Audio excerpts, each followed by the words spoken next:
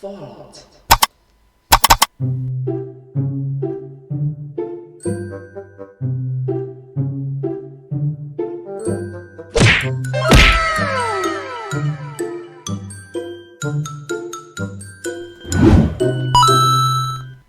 Hello everyone, welcome to this video. In this video, I'll be reacting to one of the early uploads from the YouTube channel, the Game Theorists. I'm a huge fan of their work. I hope that you will like this video as well. This video came out in the year 2017, so I think it's around 4 years ago, 2017. Yeah, let's start. You'd think in Fallout, if scientists could create house robots and power armor, they could have at least figured out color TV by now, right? I mean, really. Good job creating a fictional universe there, guys. You just you know what? Good job on your fictional world. And then drink the Diet Coke.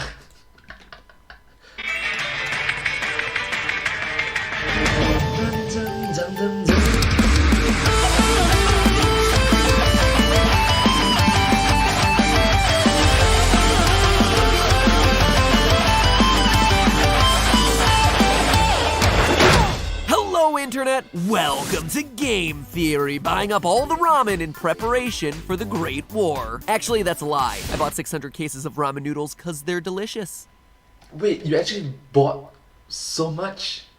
Well, technically speaking, you will buy so much for 2020, but why right now in 2017? Why?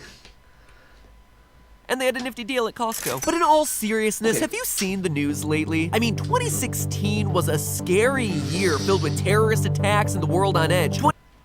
Do you just say that 2016 is scary?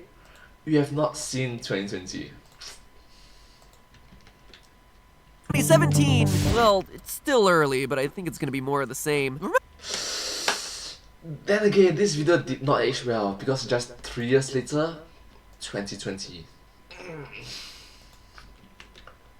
Remember when your Twitter feed wasn't people arguing about politics? Pepperidge Farm remembers. I do too. I remember that. Those were the good old days. But anyway, all this doom and gloom did have one positive thing to come out of it. It got me to revisit Fallout. And not only that, I am determined to keep 2017 positive, so instead of an episode calculating the odds of a nuclear holocaust that would wipe out 99% of humanity, today's episode is gonna focus on fixing Fallout society, rebuilding civilization from its own ashes. Out with the old, sad, scary theories about heroes being villains or heroes being dead. It's the start of a new day, making fictional virtual it's a new day. worlds better, one theory at a time.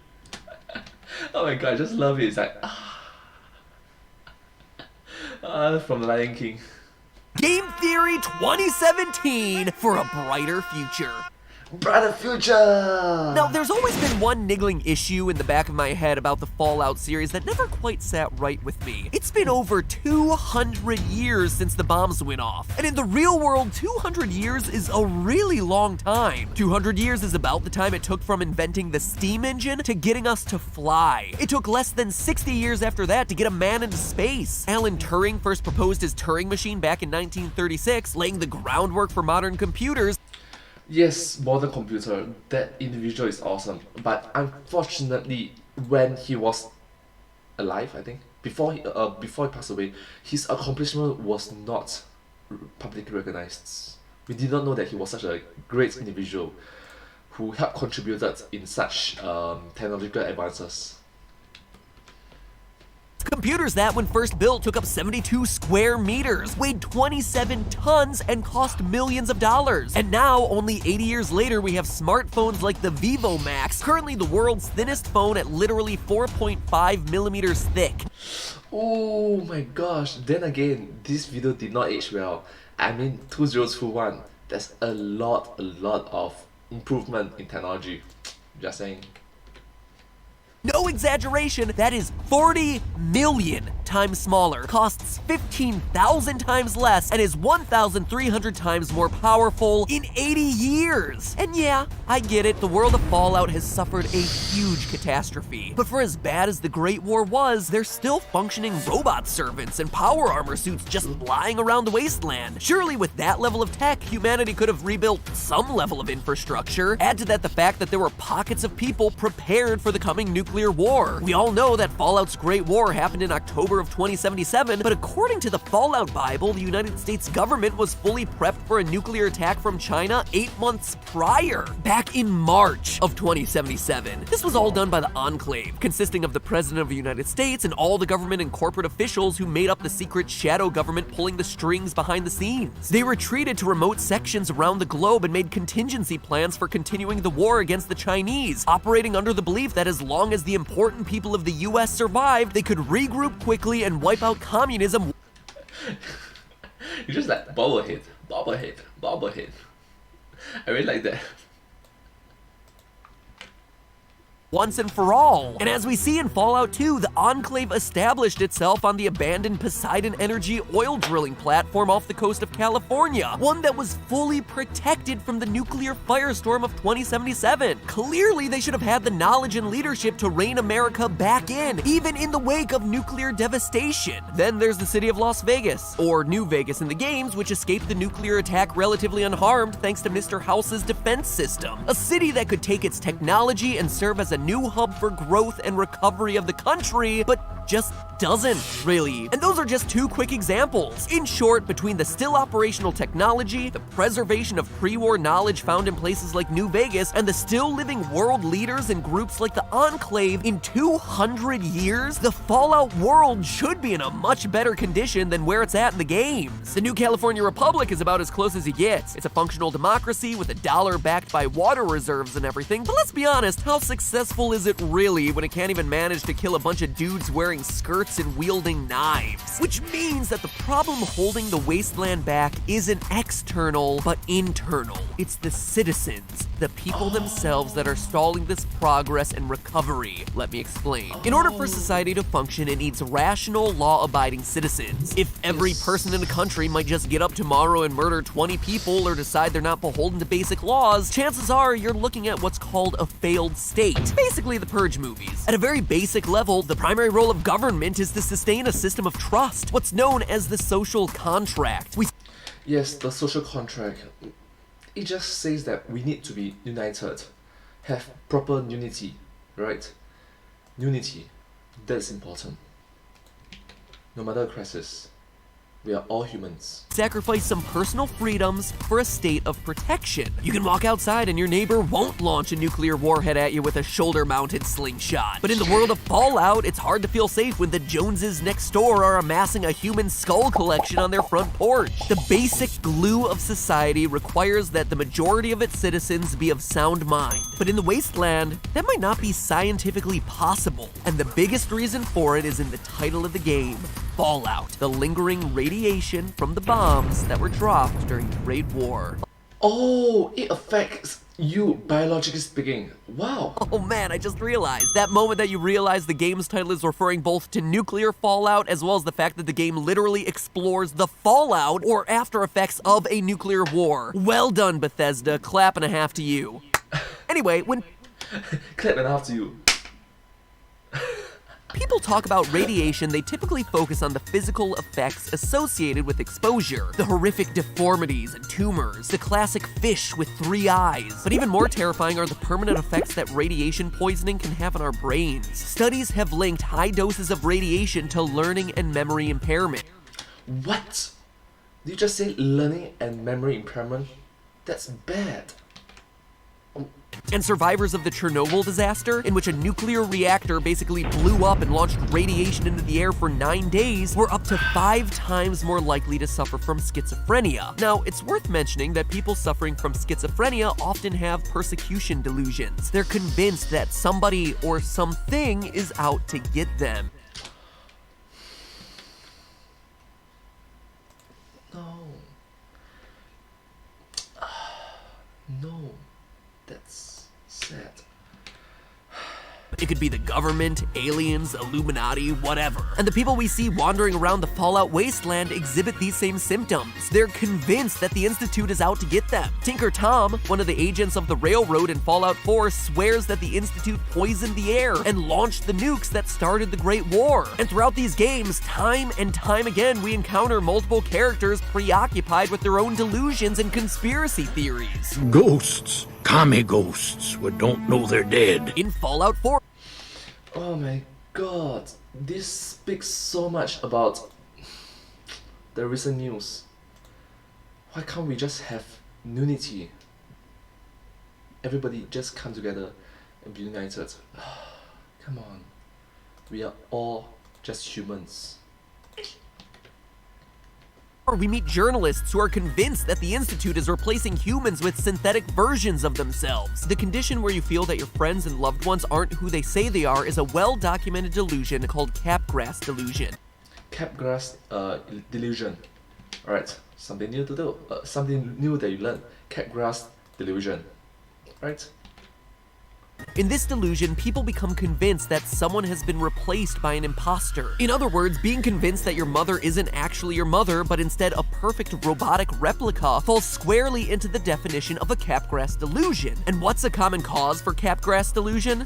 You guessed it, radiation poisoning. Now, yes, I know, as we play Fallout, it's pretty obvious that the Institute is actually replacing people with synths, and that a shadow government exists and plans on killing everyone. And yeah, we even encounter aliens that we can kill and loot, and motherships that we can explore across different games in the franchise. Fallout gives us no reason to disbelieve the events that we see, but all of these are incredibly similar to common paranoid delusions that come with schizophrenia. So you have to ask... Schizophrenia. Oh my god. I need to practice this again and again and again. Practice perfect. Ask yourself, how much can we really trust the narratives coming from the protagonists of these games? In particular, the sole survivor. I mean, in the intro to Fallout 4, your character supposedly just misses the shockwave from the bomb, but radiation travels at the speed of light. You ain't dodging that. In this moment, the sole survivor essentially got a huge dose of radiation straight to the brain before being frozen for 200 years. That means if you can observe the light have already hit you. And thus you have already been radiated. Wow. This, compounded with witnessing the murder of his wife, the kidnapping of his child, and the collapse of all civilization, that's enough to drive pretty much anyone crazy. So you gotta ask yourself, as you're playing these games, how reliable are the events that you're witnessing? How truthful are the perceptions of these narrators? Speaking of losing your loved ones and watching the world collapse, Sorry you lost your loved ones and the world collapsed. that's the other major problem with rebuilding society in Fallout. PTSD, or post-traumatic stress disorder. Living in the wasteland and seeing people you know regularly getting butchered by death claws and raiders ain't gonna be too good for your mental health, radiation poisoning or no. That's true. There's the PTSD side effects. Traumatic stress disorder. In fact, we know from similar real-life disasters that anywhere between 25 and 75% of survivors can suffer from PTSD. In Fukushima, Japan, where an earthquake and tsunami caused the meltdown of 3 nuclear reactors back in 2011, around 50% of the survivors were believed to be suffering from post-traumatic stress disorder. And if it's not the disaster itself that triggers it, the ensuing displacement of being forced out of your home, the financial insecurity from losing your job, and all the effects of a disaster that continue for years on after, well, those will certainly do it for you. But at least the survivors of Fukushima had a society to return to. In Fallout, there's just nothing there. The entire world has been obliterated. When untreated, people suffering from PTSD can have a ton of problems integrating into society. Aside from their brain forcing them to constantly relive the horrors that they survived, many people with post-traumatic stress disorder, per the Anxiety and Depression Association of America, have, quote, persistent and exaggerated negative beliefs or expectations about oneself, others, or the world. Persist and exaggerated negative belief on expectations about oneself, others, or the world. Example, I am bad. No one can be trusted. People with PTSD can become irritable, reckless, self-destructive. Does any of that sound familiar to the world of Fallout? It's also common for PTSD sufferers to seek refuge in drugs and alcohol, something we see literally everywhere in the wasteland, with drugs like Jet and Psycho being peddled all over the place, or the empty whiskey bottles that just litter the ground. There's even a quest in Fallout New Vegas where you have to retrieve a book on PTSD for a doctor. Carrington of the Railroad describes this very situation when discussing the post-traumatic stress his agents are dealing with. So what can you do to save a society like this? Well, within Fallout, the solution given for solving this issue is pretty depressing. At the end of Fallout 4, Father comes to the surface to see if the wasteland was really as bad as everyone says it is. He concludes that the whole thing is doomed and the Institute is humanity's best hope for progress. The same goes for John Henry Eden, the leader of the Enclave in Fallout 3. The irradiated inhabitants of the world had to be eradicated for the world to be rebuilt. Fallout 2, again the same solution. And while all of these psychological issues and delusions make it incredibly difficult for the wasteland to rebuild itself, mass genocide isn't the only answer. It is an answer, but Option 1, code name, Control Z, humanity. Don't do that, Control Z, don't undo humanity. If you're not too sure, right? It means undo, Control Z. Don't do that. Give us a chance. Don't necessarily start from, I mean, you can start from 0, but at least 0 is something. It's not nothing, right? probably not the one most of us would actively want to choose, and honestly one that the game pushes you away from. No, in order to rebuild the wasteland, the focus shouldn't be on rebuilding society on the macro level, but on fixing the people in the micro level. Instead of wasting time with worldwide genocide viruses or human replacement synths, the true solution in Fallout is psychological treatment. While there's no catch-all solution for PTSD or schizophrenia, doctors have proven several types of medication that can help improve these conditions, namely antidepressants for PTSD and antipsychotics for schizophrenia. Antidepressant, antipsychotics. Thus, the key to curing society in Fallout isn't dependent on which faction you choose, whether you go with the Brotherhood of Steel or the Railroad or the Enclave or whoever. It doesn't matter whose ruling philosophy you go with. They're all doomed to fail if the citizens don't get proper treatment first. Oh, no matter what beliefs you have, if the citizens don't follow it, it's just doomed to fail. That is correct. That is correct. In a game full of choices, the single best choice for ending would be helping the citizens self-medicate. Only by doing this can the wasteland ever have a shot to not be the wasteland. No amount of free-flowing clean water is gonna change that. But hey, that's just a theory. A game theory. Thanks for watching. Help me! Then another sentiment to help.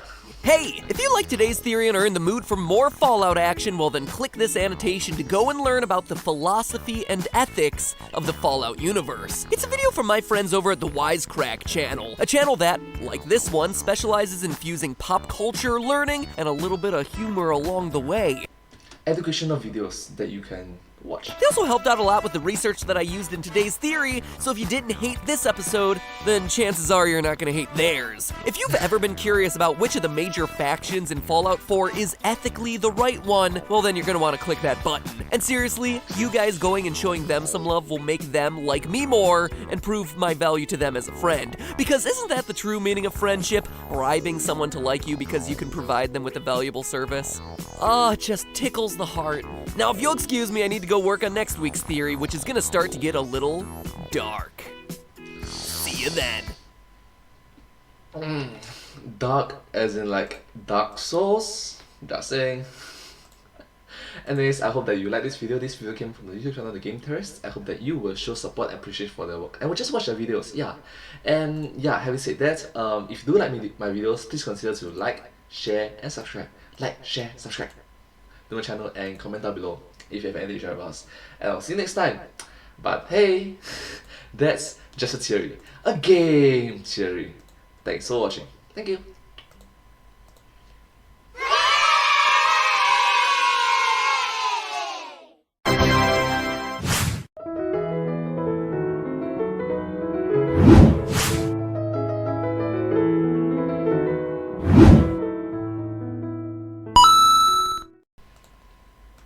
Fallout.